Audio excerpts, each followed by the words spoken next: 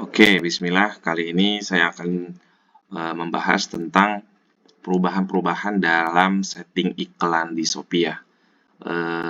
Karena sebagian udah ada yang beralih ke GMV Max full gitu ya, sama sebagian mungkin ada yang masih transisi dari manual ke GMV Max, tapi di sisi lain ada perubahan, yaitu adalah kita sekarang bisa bikin grup iklan yang terdiri dari beberapa produk. Nah, caranya tetap sama, teman-teman bisa pilih dulu beberapa produk. Ini saya pilih ya 3 produk. Nah, nanti teman-teman di bawahnya itu bisa langsung pilih yang buat grup iklan untuk semua produk terpilih gitu. Pilih yang di metode promosinya ya. Nah, kalau yang buat iklan untuk masing-masing produk ya itu sama aja kayak kita biasa bikin iklan, tapi kalau yang buat grup iklan untuk semua produk terpilih, jadi nanti satu grup diisi oleh beberapa produk. Misalkan saya pilih 3 produk ini, 3 produk yang sama untuk jadi satu grup. Nah, nanti tampilannya teman-teman hanya bisa pilih target ROAS. Untuk otomatisnya teman-teman nggak bisa. Nah, target ROAS ini juga hanya bisa untuk satu grup itu aja. Jadi target ROAS kalau misalkan kita pilih yang masing-masing, kita bisa atur masing-masing produk. Sedangkan untuk target ROAS yang ini kita pilih salah satu atau kita masukin angkanya sesuai yang kita mau satu gitu ya salah satunya. Nah, nanti itu mewakilkan untuk satu grup itu gitu. Nah, untuk model hariannya juga, kalau misalkan kita pilih yang masing-masing ini, itu kita setting modalnya di sini untuk masing-masing produk. Sedangkan kalau misalkan kita grup, pilih yang mode grup itu yang tampilan grup, nanti teman-teman masukin modal harian ini, total, bukan total, sorry. Jadi modalnya itu atau budgetnya itu nanti hanya untuk satu grup itu. Nah, nanti mana produk yang lebih tampil bagus, yang spendingnya bisa lebih besar, nggak menutup kemungkinan yang lainnya nggak kebagian spending. Jadi gitu. Nah, jadi teman-teman kalau misalkan teman-teman ada 3 produk, 4 produk, idealnya bisa dikalikan dari budget masing-masing produk. Misalkan dari 4 produk, masing-masing produk itu dikasih budget 10.000. Jadi teman-teman bisa setting di sini 40.000 gitu. Nah, untuk periode iklan sama seperti biasa, lebih baik tidak terbatas biar iklan jalan terus, dan nanti untuk nama iklannya bisa teman-teman kasih nama, misalkan testing group atau ya nanti teman-teman bisa disesuaikan. Nah, tampilan dalamnya seperti ini gitu. Nah, ini saya coba ya testing group. Nah, ini teman-teman nanti tetap masih bisa dapetin data dari masing-masing produk. Berapa yang ngelihat, berapa yang ngeklik, bagaimana persentase kliknya, biaya iklan, dan lain-lain. Matriksnya atau kriterianya bisa pilih di sini. Gitu. Nah, ya misalkan ini contoh saya misalkan kasih budget untuk satu grup ini hanya 5.000 gitu misalkan. Nah, di sini kan sudah kepake 2.000 ya. Nah, nanti yang lainnya bisa jadi ada yang dapat 2.000, ada yang dapat 1.000, atau malah ada yang nggak dapat sama sekali gitu ya, karena di sini udah habis sampai dengan 5.000 gitu. Jadi idealnya teman-teman bisa kalikan banyaknya produk dengan budget masing-masing produk. Seperti itu. Nah, yang kedua, nah teman-teman sekarang kalau misalkan sudah kedapetan, udah bisa cobain yang namanya iklan produk otomatis. Jadi ini benar-benar otomatis dari awal sampai akhir. Dari pemilihan produk sampai iklannya berjalan. Kita sebagai pengiklan atau sebagai brand owner atau sebagai seller hanya mengatur modalnya aja. Nah, teman-teman bisa mengatur di sini sama seperti iklan grup, satu modal untuk semua produk yang ada di dalamnya. Jadi di sini paling kecil di 22.000. Jadi teman-teman bisa setting angka idealnya mungkin bisa dimulai dari 50.000 kah atau 100.000, itu bisa teman-teman sesuaikan. Karena produk yang terpilih kalau di sini kebetulan produk brandnya besar, jadi produknya banyak sekitar 1.176, ini semuanya berjalan. Nah, kalau misalkan kita pasang 22.000 tentu pasti bakal langsung habis ya, karena timpang gitu ya dari banyak produk sama budget yang kita sediakan gitu. Nah, karena otomatis jadi kita nggak bisa pilih yang targetnya, kita cuma bisa pilih yang otomatisnya, GMV Max otomatisnya kayak gitu. Nah, kalau untuk ini kebetulan saya belum pernah cobain, jadi nggak pernah, jadi belum tahu gimana tampilan dalamnya. Kalau misalkan tadi grup tampilan seperti ini, untuk otomatis nih tampilannya seperti apa.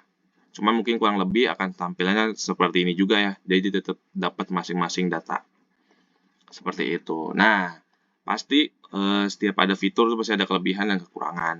Nah, sebenarnya sih mirip-mirip ya kelebihan dan kekurangannya. Yang pertama, Untuk kelebihan ya pasti yang pasti lebih mudah dalam membuat iklan, efisien waktu, karena teman-teman cukup atur aja satu grup, isi berapa produk, isi budget, habis itu jalan.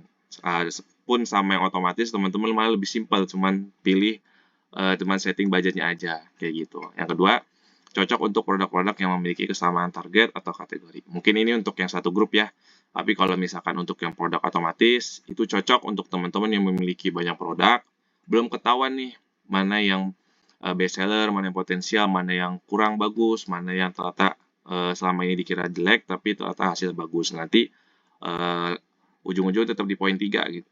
Poin ketiga ini kita bisa bantuin sistem nih untuk nentuin produk potensial atau produk best seller gitu. Yang keempat, data produk masih tetap bisa diambil masing-masing. Ya, tadi ya kita bisa lihat di sini, ini masih bisa diambil masing-masing. Jadi cara bacanya produk ini ke samping gitu. Nah, produk ini ke samping, ini matriksnya di atasnya seperti itu. Nah, setiap kelebihan pasti ada kekurangan. Yang pasti kekurangan yang pertama adalah tidak memberikan kesempatan produk yang kurang perform untuk tampil lebih banyak. Seperti yang saya sempat sampaikan di awal, ketika ada salah satu atau dua produk yang bagus banget, kemungkinan besar sistem bakal ngasih budget ke arah produk tersebut, sehingga produk-produk yang baru berjalan, yang baru mau perform, kalau misalkan dianggap tidak perform, atau mungkin sebenarnya punya potensi, tapi karena budgetnya terbatas, rendah gitu ya, jadi nggak kebagian budget dan nggak bisa tampil lebih banyak. Kayak gitu, itu kekurangan yang pertama. Yang kedua, tidak dapat mengatur target ROAS masing-masing. Nah, ini mungkin akan dirasakan ketika teman-teman hasil iklannya, baik yang produk grup maupun yang otomatis, ketika sudah tidak perform nih atau tidak bagus, teman-teman tuh bingung harus apa yang diatur. Karena tidak bisa ngatur target ROAS masing-masing, hanya bisa ngatur budgetnya aja. Yang ketiga, kurang cocok untuk produk dengan kategori atau segmentasi berbeda. Nah, kalau misalkan ini mungkin lebih ke arah ini ya, lebih ke arah si iklan grupnya. Kalau misalkan ada yang harganya misalkan 50.000, ada yang harganya 10.000, ada yang harganya 100.000, ada yang harganya 20.000, ada yang produknya A, ada produk B. Nah, itu kurang kurang cocok. Sepertinya sih kurang cocok ya. Karena kalau misalkan dibuat grup itu memudahkan untuk kita ngejalanin beberapa produk kita dalam kategori yang sama, atau margin yang sama, atau pricing yang sama. Nah, kalau misalkan untuk yang produk otomatis, mungkin kurang cocok untuk branding ya, karena kita ngejalanin semua iklan, jadi toko kita jalan nih semua iklannya. Misalkan kalau misalkan kita ada banyak produk-produk lain yang nggak relevan, yang nggak sekategori kan, jadi membingungkan untuk positioning atau branding toko kita. Nah, selanjutnya, kapan sebaiknya digunakan? Yang pasti yang pertama adalah keterbatasan waktu untuk setting banyak iklan. Kalau misalkan teman-teman atau para advertiser keterbatasan waktu nih untuk setting banyak iklan, misalkan produknya banyak, bisa cobain ini. Nanti teman-teman bisa ambil hasilnya, apakah worth it atau enggak. Yang kedua, belum bisa menentukan produk mana yang potensial atau best seller gitu, atau belum punya datanya. Nah, ini teman-teman bisa manfaatin ini. Karena kalau misalkan nanti dijalankan yang otomatis kah, yang grup, nah misalkan kita jalani beberapa produk sekaligus, nah kita bisa lihat di situ tuh, mana yang potensial, mana yang menghabiskan budget lebih banyak, mana yang hasilnya bagus, mana yang bisa jadi best seller gitu. Yang ketiga, budget iklan terbatas. Nah, dengan adanya grup atau yang otomatis ini, teman-teman juga bisa lebih gampang, lebih mudah ngatur budget iklannya gitu. Karena teman-teman perlu ngatur induknya aja gitu. Nanti isinya atau setlistnya ke dalamnya itu akan bergantung sama induknya. Jadi misalkan kalau misalkan pasang budgetnya 100.000, ya nanti bawahnya yang akan ngatur sendiri 100.000-nya ke arah mana aja. Gitu. Nah, selanjutnya, kapan sebaiknya untuk dihindari? Yang pertama, teman-teman ingin fokus terhadap produk tertentu atau produk incaran. Misalkan teman-teman tahu nih akan back to school gitu ya. Nah, itu teman-teman kurang cocok ngegunain si grup atau otomatis ketika teman-teman udah pengen nge-push si produk tas teman-teman kayak gitu. Yang kedua, sudah dapat data produk mana yang perlu di-push atau produk potensial. Misalkan teman-teman udah ngejalanin iklan cukup lama, udah tahu nih mana aja produk-produk yang bagus, produk-produk yang bisa membawa konversi lebih baik, omset lebih baik. Nah, teman-teman kurang cocok pakai tipe mode iklan grup sama iklan otomatis, karena teman-teman udah punya data nih, produk mana aja yang perlu di-push, mana yang perlu di geber gitu ya, untuk jadi best seller lagi atau untuk ngikutin tren, kayak gitu. Paling itu aja updatean dari saya teman-teman ya, semoga bermanfaat apa yang saya sampaikan.